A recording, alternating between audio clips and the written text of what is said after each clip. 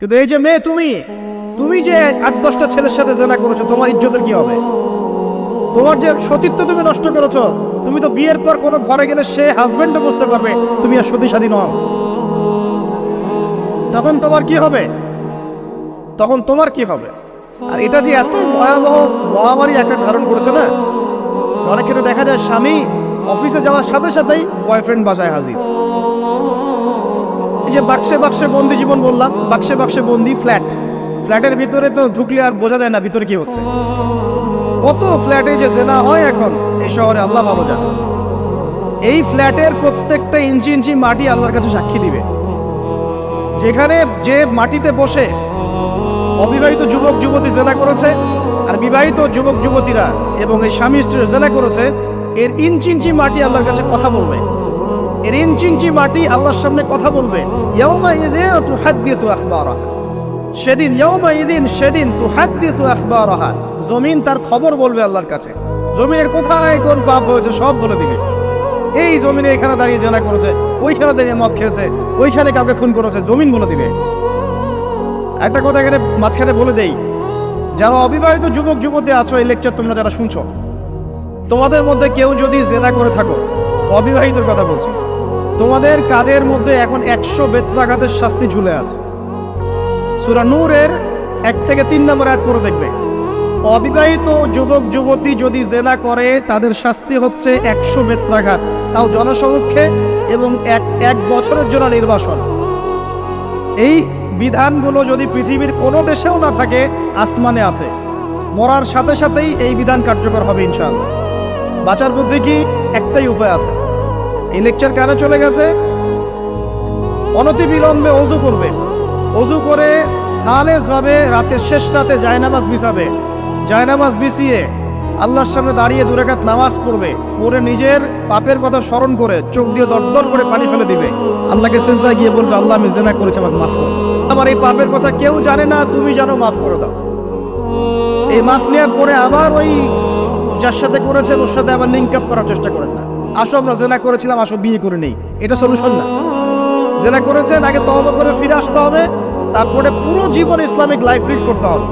আল্লাহ যদি দেখেন যে হ্যাঁ আপনি ঠিকঠাক তওবা করে আল্লাহর কথা চলছেন, আল্লাহ তখন আপনাকে নেককার স্ত্রী দিবে ইনশাআল্লাহ। এই একমাত্র রাস্তা যুবকদের জন্য এবং যুবতীদের জন্যও। যুবকরা না হলে পার পেয়ে যেতে পারে, কারণ একটা কথা সমাজে প্রচলিত আছে না, যে ছেলে মানুষের ইজ্জত তো সহজে যায় না, গোপন হয়ে গেছে, কেউ জানে না, আল্লাহ মাফ করে দিয়েছেন, সে হয়তো পার পেয়ে গেল। কিন্তু এই যে মেয়ে, তুমি যে 8-10টা ছেলের সাথে জেনা করেছো, তোমার ইজ্জতের কি হবে? তোমার যে সতীত্ব তুমি নষ্ট করেছো। তুমি তো বিয়ের পর কোনো ঘরে গেলে সে হাজবেন্ডও বুঝতে পারবে তুমি আর সতী সাথী নও। তখন তোমার কি হবে? বিবাহিত যারা আছে, এই যে দেবর আর ভাবি, এই যে শালি আর দুলা ভাই, মধুর সম্পর্ক না এগুলা? দাঁড়াও, এগুলো মধুর সম্পর্ক। দেখা যায় সুবহানাল্লাহ, এই যে আমার এখানে ফোন আছে না, আমাদের অফিসিয়াল পেজ আছে, অফিসিয়াল পেজে যত প্রশ্ন আসে দেখি ম্যাক্সিমাম জেনা কেন্দ্রিক, ব্যভিচার কেন্দ্রিক, পরকীয়া কেন্দ্রিক। একজন প্রশ্ন করেছে যে দুলা ভাইয়ের চরিত্র এত খারাপ ছিল, আর ওই মেয়ের বয়স তখন কম ছিল, 13 বছর বয়স। 13 বছর বয়সের মেয়ের দিকে সে চোখ দিয়েছে। যাকে বিয়ে করেছে তার সাথে তো সম্পর্ক আছেই, যাকে বিয়ে করেছে ওর সাথে তো সম্পর্ক আছেই।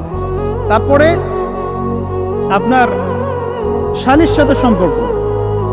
এখন শালীর সাথে তার 2 বছর ধরে সম্পর্ক করার পর সেগুলোর ভিডিও ধারণ করে তাকে ব্ল্যাকমেইল করছে যে যদি আমার সাথে খারাপ কাজে সে রাজি না হয় তাহলে এই ভিডিওগুলো ভাইরাল করে ফেল। এই যে অনলাইনের যুগ, এখন তো মানুষ নিশ্চিন্তে মানুষ যে একটা প্রাইভেট লাইফ লিড করবে সেটাও করতে পারে না। প্রাইভেট লাইফের সব কিছু রেকর্ডেড হয়ে যায়, হয় না? এটা একটা ফিতনা, মহাফিতনা। সে রেকর্ড করেছে, এইভাবে ব্ল্যাকমেইল করে এই শালীর সতীত্ব নষ্ট করলো। 1 বছর 2 বছর না, 3 বছর ধরে। এখন এই মেয়ে প্রশ্ন করছে পেজের মধ্যে যে এখন তার মানসিক অবস্থা এতই খারাপ, সে জিজ্ঞাসা করছে আমি যদি আত্মহত্যা করি তাহলে আমার পাপ হবে কিনা। এই মেয়েটা যদি আপনার বোন হতো কি করতে না? আল্লাহ না করুক এই মেয়ে যদি কারো মেয়ে হতো তাহলে কি করতে না? আপনার কাছের কেউ হলে আপনি কি করতেন? এখানে ওই শাস্তিটা না বলে সামনে যেতে পারছি না। শোনেন, যারা বিবাহিত ব্যক্তি হওয়ার পরেও পরকীয়া করেছেন, বিবাহ করার পরেও পরকীয়ার পাপে লিপ্ত ছিলেন বা এখনো আছেন, জেনে হোক না জেনে হোক করেছেন, অথবা এটা জেনে করেছেন যেটা একটা খারাপ কাজ তারপরেও করেছেন, রাসূলুল্লাহ সাল্লাল্লাহু আলাইহি ওয়াসাল্লামের হাদিস এবং আল্লাহ পাকের কালাম অনুযায়ী তাদের শাস্তি হচ্ছে কোমর পর্যন্ত মাটিতে পুঁতে ফেলে পাথর নিক্ষেপ করে রজম করে হত্যা করা। ইসলামিক যদি কোনো রাষ্ট্র থাকতো বা এটা যদি হতো, বা এটা যদি ইমামুল মাহদির যুগ হতো বা ওমর রাদিয়াল্লাহু আনহুর যুগ হতো, তাহলে এই শাস্তির বাইরে আপনি চলতে পারতেন না যদি এটা প্রমাণ হতো। এই শাস্তি যদি দুনিয়াতে কার্যকর নাও হয়, আপনি যদি তওবা না করে মারা যান, তাহলে কিয়ামতের মাঠে এই শাস্তি আপনি ভোগ করবেন।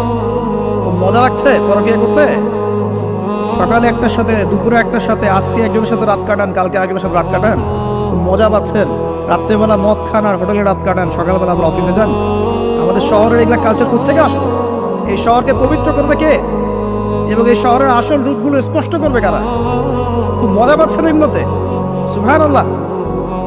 একটা বিষয় বুঝাই, ইসলামে কেসাস আছে, কেসাস। মনে করেন আমাকে কেউ হত্যা করেছে, আপনি তাকে হত্যা করতে পারবেন। মনে করেন আপনি কাউকে হত্যা করেছেন, ঠিক আমাদের লজের মতো কেউ যদি কাউকে হত্যা করে তাকে ফাঁসি দেওয়া হয় না, এরকমই কেউ যদি কাউকে হত্যা করে, ইসলামের বিধান কেসাস করা, মানে হাতের বদলে হাত, চোখের বদলে চোখ, কানের বদলে কান, নাকের বদলে নাক, জানের বদলে জান, যদি প্রমাণ হয়। কিন্তু এখানেও হত্যাকারীর বাঁচার সুযোগ আছে। কিরকম? মনে করেন আপনি আমার পরিবারের কাউকে হত্যা করেছেন, আল্লাহ না করুন। এখন আপনি এসে আমাকে ক্ষমা চাচ্ছেন যে আমার ভুল হয়ে গেছে, আমি মুক্তিপণ রক্তপণ দিব, আমাকে মাফ করে দেন। এখন আমাদের পরিবারকে আপনাকে বললো ঠিক আছে আপনাকে মাফ করে দিলাম, আপনার কেসাস করার দরকার নেই, আপনি রক্তপণ দিয়ে দেন, তাহলে আপনি বেঁচে থাকার সুযোগ পেলেন। বুঝতে পারছেন? একটা হচ্ছে মুরতাদ। মনে করেন কেউ ইসলামের কিছু বিষয়কে অস্বীকার করেছে, তাকে জেলখানায় বন্দি করে রাখা হবে, সুযোগ দেওয়া হবে যে আপনি কি এগুলো জেনে শুনে বলেছেন নাকি এর উপর অটল থাকবেন না ফিরে আসবেন। সে যদি বলে না আমি তওবা করলাম, আমি এগুলো থেকে ফিরে আসলাম, ও বেঁচে থাকার অধিকার পেয়ে গেল। কিন্তু বিবাহিত ব্যক্তি যারা ব্যভিচার করেছে, বিবাহিত ছেলে বা মেয়ে ব্যভিচার করেছে, তওবা করে যদি ফিরেও আসে, রজমের শাস্তি থেকে বাঁচার কোনো সুযোগ নেই। আল্লাহর কাছে ক্ষমা চান, ইস্তেগফার করেন। জেনার ফলশ্রুতিতে সমাজে মহামারী নেমে আসে। জেনা, পরকীয়া, অশ্লীলতার কারণে সমাজে এমন সব রোগ ব্যাধির উদ্ভব হয় যেগুলো কখনো ছিল না। এই শহরটা জেনার শহর। আমাদের এই ঢাকা শহর জেনার শহর। আপনাকে এটা বোঝার জন্য আমার লেকচার না শুনে আপনি পেপার পত্রিকা ঘাটেন, অনলাইন সার্চ করেন, দেখবেন এই শহরে আনাচে কানাচে জেনা হয় এবং ওপেন জেনা হয়, মানুষ জেনাকে হালাল মনে করে। এই শহরের যুবক যুবতী যারা একে অপরের সাথে বয়ফ্রেন্ড গার্লফ্রেন্ড কালচারে লিপ্ত আছে, এটাকে তারা হালাল মনে করে, কেউ হারাম মনে করে না। কত বড় সাহস দেখায়। আর রাস্তা দিয়ে আমরা হেঁটে গেলেও বয়ফ্রেন্ড গার্লফ্রেন্ড এসে আমাদেরকে সালাম দেয়, বুঝুন আমাদের জন্য একটু দোয়া করেন। তো প্রত্যেকটা পার্কে পার্কে যাবেন, এই যে আপনাদের রেস্টুরেন্টগুলোতে যাবেন, দর্শনীয় যে স্পটগুলো সেখানে যাবেন, দেধার সে জেনা হচ্ছে, জেনা আর জেনা। আমি এই যুগের কথাই বলছি। নবী সাল্লাল্লাহু আলাইহি ওয়াসাল্লাম বলছেন, আমাদের নবী বলছেন, আমার উম্মতের একটা অংশ, সবাই না, আমার উম্মতের একটা অংশ অবশ্যই জেনাকে হালাল করে নেবে, অবশ্যই মদকে হালাল করে নেবে, মদ পান করবে কিন্তু মদের নাম অন্য দিবে, এবং তারা গান বাজনা বাদ্যযন্ত্র নর্তকীদেরকে হালাল মনে করে নিবে। নবী সাল্লাল্লাহু আলাইহি ওয়াসাল্লাম বলেছেন, যখন সমাজে এরকম পাপ বাড়ে তখন সমাজে এমন সব রোগ ব্যাধি আসে যা আগে কখনো ছিল না। এবং এদের ব্যাপারে নবীজি বলেছেন, একদিন সকালবেলা আল্লাহ পাক এদেরকে বানর এবং শুয়োর বানিয়ে দিবে। কিয়ামতের আগে এই ঘটনাও ঘটবে, বিকৃত হবে। ভূমিধস, ভূমিকম্প, ভূমিধস এবং আকৃতির বিকৃতি, এগুলো আযাব আসবে আল্লাহর কাছে, আল্লাহর পক্ষ থেকে, এই জেনা, এই ব্যভিচার, এই পরকীয়া, নোংরামি, অশ্লীলতার কারণে। ঘরে ঘরে এগুলো বয়ফ্রেন্ড গার্লফ্রেন্ড কালচার। কেউ মনে করে না যে এগুলো হারাম, কেউ মনে করে না যে আমার এই যে সহপাঠী আমার গায়রে মাহরাম। এই গায়রে মাহরাম শব্দটাই নাই। কাজিন, চাচাতো বোন, মামাতো বোন, খালাতো বোন, এই যে কাজিন, এরা জেনা করছে। কি দেখা বাকি রেখেছে এই যুগে আমরা? এই যুগে আমরা দেখছি যে নিজের মেয়ের সাথে পিতার শারীরিক সম্পর্ক। পেপার পত্রিকা পড়েন, একটু অনলাইন ঘাটে দেখেন কোন যুগে আছেন আপনি। সমাজের ন্যায় অন্যায় হক বাতিলের মানদণ্ডই উল্টে যাবে। মানুষ ন্যায়কে অন্যায় মনে করবে, অন্যায়গুলোকে ন্যায় মনে করে নিবে। কোনো মানদণ্ড নাই, কোনো মানদণ্ড নেই। আমাদের শহরের এই অবস্থা, শান্তিতে কিভাবে ঘুমাবেন আপনি? নিশ্চিন্তে থাকবেন কিভাবে? কখন যে আল্লাহর গজব চলে আসে। কোরআনে একটা আয়াত আছে, যখন আল্লাহ পাকের গজব আসবে তখন শুধু জালেমদের উপর খাস করে আসবে না। আলেমদেরকে জিজ্ঞাসা করেন, আলেম ওলামাদেরকে জিজ্ঞাসা করেন, যখন আল্লাহর গজব আসবে জালেমদের উপরে শুধু খাস ভাবে আসবে না, সবার উপরে আসবে। আমি খুব ভালো মানুষ, ওয়াজ করছি, নসিহত করছি, পার পেয়ে যাবো এমন ভাবার সুযোগই নাই। আপনাকে আপনার সাধ্য মতো অন্যায়ের প্রতিবাদ করার চেষ্টা করতে হবে। লাতা'মুরুন্না বিল মা'রুফ, নবীজি বলছেন অবশ্যই তোমরা সৎ কাজের আদেশ করো। ওয়ালা তানহাউন্না আনিল মুনকার, অবশ্যই অসৎ কাজে নিষেধ করো। আও লা ইউশিকান্নাল্লাহু আন ইয়াবআসা আলাইকুম ইকাবাম মিন, অন্যথায় আমি আশঙ্কা করি তোমাদের উপর আল্লাহর পক্ষ থেকে বিশাল গজব আসবে। সুম্মা তাদউনাহু, এরপর তোমরা সবাই আল্লাহর কাছে দোয়া করবে, আল্লাহ গজব সরিয়ে দাও, সরিয়ে দাও। লা ইউস্তাজাবু দুআকুম, তোমাদের দোয়া কবুল করা হবে না। নবী সাল্লাল্লাহু আলাইহি ওয়াসাল্লাম বলেছে, মান রাআ মিনকুম মুনকারান, তোমাদের মধ্যে যে কেউ whoever he is, যে কেউ যদি কোনো মুনকার, নোংরা গর্হিত কোনো কাজ দেখে, তাহলে যেন ফাল ইউগাইয়ির বিয়াদিহি, তার সামর্থ্য থাকলে হাত দিয়ে যেন ঠেকায়। সামর্থ্য থাকলে হাত দিয়ে যেন ঠেকায়। যাদেরকে আল্লাহ পাক হাত দিয়ে ঠেকানোর ক্ষমতা দিয়েছেন তাদেরকে আল্লাহ পাক জিজ্ঞাসাবাদ করবেন, কেন ঠেকালে না তুমি? জেনার লাইসেন্স দিলে কেন? মদের লাইসেন্স দিচ্ছে কেন? ঠেকালে না কেন? তুমি অন্যায় কাজকে ঠেকালে না কেন? যদি তুমি না পারো, ওয়াইল্লাম ইয়াস্তাতি, যদি সে না পারে, তাহলে ফাল ইউগাইয়ির বিলিসানি, তাহলে যেন মুখ দিয়ে সেটা প্রতিবাদ করে। এই যে মুখ দিয়ে প্রতিবাদ করার ক্ষমতা আলেম ওলামার আছে, যাদের হাতের ক্ষমতা নেই, মুখের ক্ষমতা আছে। সেটাও যদি না পারে, ওয়াইল্লাম ইয়াস্তাতি, সেটাতেও যদি সে সক্ষম না হয়, ফাবিকলবি, তাহলে যেন অন্তর দিয়ে ঘৃণাটা পর্যন্ত করে। ওয়াবিযালিকা আদআফুল ঈমান, এটা হচ্ছে ঈমানের সবচেয়ে নিকৃষ্ট একটা অবস্থা, সর্বনিম্ন অবস্থা। এর নিচে ঈমানের কোনো অবস্থাই নাই। তার মানে অন্যায় দেখে আমাদের যাদের মনে কোনো ফিলিংসই কাজ করছে না, তার মানে আমাদের ঈমান নাই। আসলে সহজ কথা, ঈমানের সেই তেজ নাই আমাদের মধ্যে। আসুন, একটা ব্যাখ্যা এটাও হতে পারে সমাজে ন্যায় অন্যায় হক বাতিলের মানদণ্ড উল্টে যাবে। একটা